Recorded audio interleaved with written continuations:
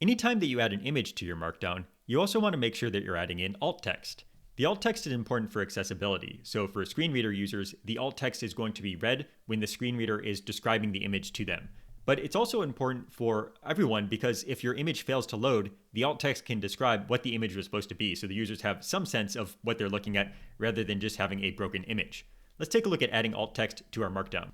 So here we have a normal image. It's just using the normal image syntax, which I've covered in another video.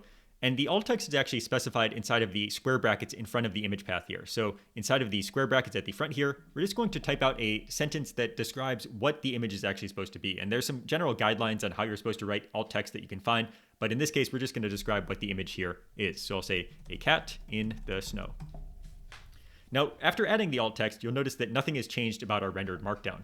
However, if a user was on a screen reader and they actually had the entire document being read through, when the screen reader encountered this image down here, it would now be able to announce, hey, this is an image of a cat in the snow, rather than just saying something generic like, this is an image. That's much more helpful to anybody that's using a screen reader. Now, making your Markdown as accessible as possible is really important on its own, but there's another benefit of the alt text, and that is if there is a network error or some other error that causes the image not to load, the alt text is going to be used in that case as well. So going back to our Markdown, let's just simulate and say that the image that we're linking to has moved in some way, or it could be that the user's Wi-Fi is down, something like that. So I'm just going to go and rename the file here so the image is no longer going to be loaded.